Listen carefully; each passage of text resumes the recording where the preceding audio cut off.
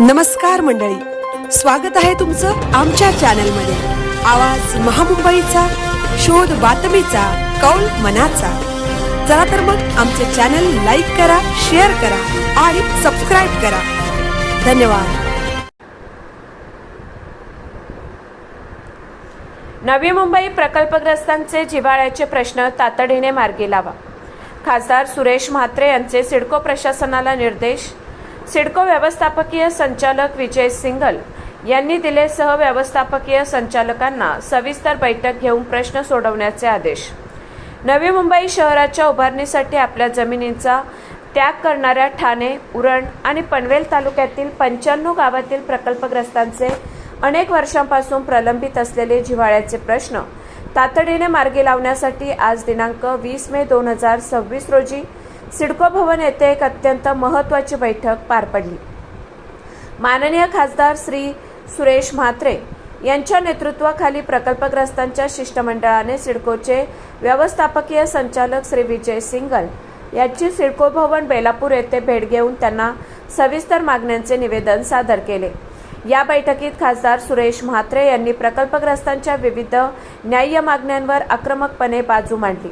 यावर सकारात्मक प्रतिसाद देत सिडकोचे व्यवस्थापकीय संचालक श्री विजय सिंघल यांनी सहव्यवस्थापकीय संचालक श्री गणेश देशमुख यांना प्रकल्पग्रस्तांनी उपस्थित केलेल्या सर्व प्रश्नांवर तातडीने एक विशेष बैठक आयोजित करून हे प्रश्न लवकरात लवकर सोडवण्याचे निर्देश दिले आहेत। या बैठकीला माननीय खासदार सुरेश उर्फ बाळामामा म्हात्रे यांच्यासह सीए निलेश ज्ञानेश्वर पाटील, अध्यक्ष आगरी कोळी युथ फाउंडेशन, अध्यक्ष आगरी व कोळी समाज सेल महाराष्ट्र प्रदेश NCPSP, माननीय Atul Nandkumar Mhatre, master of architect London, खजिनदार शेकाप महाराष्ट्र, माननीय सुधाकर पाटील, माननीय भूषण पाटील, माननीय संतोष पवार, ॲडव्होकेट रोशन मारुती पाटील, सिडको युनियन अध्यक्ष माननीय संजय पाटील, अमोल दळवी, मयूर तांडेल, अविनाश सुतार, संजय पाटील, हिमांशु पाटील,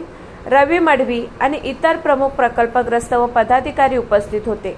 निवेदनातील प्रमुख मागण्या आणि जिव्हाळ्याचे विषय पुढील प्रमाणे: गरजेपोटी केलेल्या बांधकामांचे नियमितकरण, नगर विकास विभागाच्या 23 सप्टेंबर 2024 रोजीच्या शासन निर्णयाची प्रभावी अंमलबजावणी करण्यासाठी प्रक्रिया स्पष्ट करणारी सविस्तर नियमावली सिडकोने तातडीने प्रसारित करून अंमलबजावणी सुरू करावी।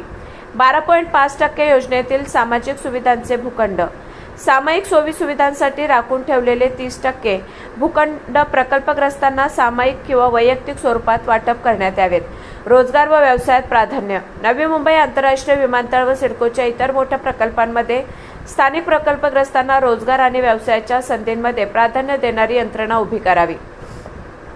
कंत्राटी व इतर कर्मचाऱ्यांचे प्रश्न, सिडकोत कार्यरत कंत्राटी कर्मचाऱ्यांना सेवेत कायम करावे, सफाई कर्मचाऱ्यांच्या वारसांना शासकीय नियमांप्रमाणे सामावून घ्यावे, तसेच फायर सर्व्हिसमधील सुप्रीम कोर्टात जिंकलेल्या कर्मचाऱ्यांना रिव्ह्यू पिटिशन दाखल न करता कोर्टाच्या आदेशानुसार त्वरित रुजू करून घ्यावे।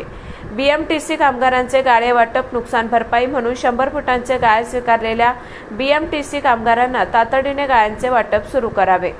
मावेजा वसुली पद्धतीत सुधारणा, प्रकल्पग्रस्तांना वाढीव मोबदला देतानाच त्यातून मावेजाची रक्कम वजा करून घ्यावी, जेणेकरून भूखंडधारक किंवा सोसायट्यांना ना हरकत प्रमाणपत्र घेण्यासाठी सिडकोचे हेलपाटे मारावे लागणार नाहीत।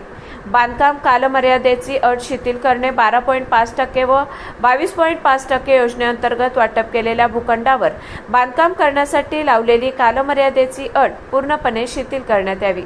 आंतरराष्ट्रीय मत्स्य बाजारपेठ उभारणी, नवी मुंबई APMCच्या धर्तीवर आगरी कोळी व स्थानिक प्रकल्पग्रस्तांच्या पारंपरिक व्यवसायाला चालना देण्यासाठी ओल्या व सुक्या माशांसाठी आंतरराष्ट्रीय दर्जाची बाजारपेठ व भूखंड उपलब्ध करून द्यावा।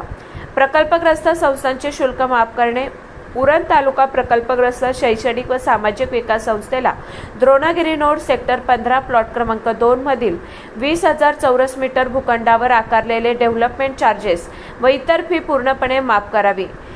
समुद्रगर्क व इतर प्रलंबित भूखंड वाटप ज्या प्रकल्पग्रस्तांच्या जमिनींचा मोबदला निश्चित झाला आहे, मात्र समुद्रगर्क वर्गीकरणामुळे 12.5% वाटप थांबले आहे, त्यांचे वाटप तातडीने सुरू करावे. तसेच काही कारणास्तव संचिका तयार असूनही वाटप न झालेल्या प्रकल्पग्रस्तांचे भूखंड सुरक्षित ठेवावे.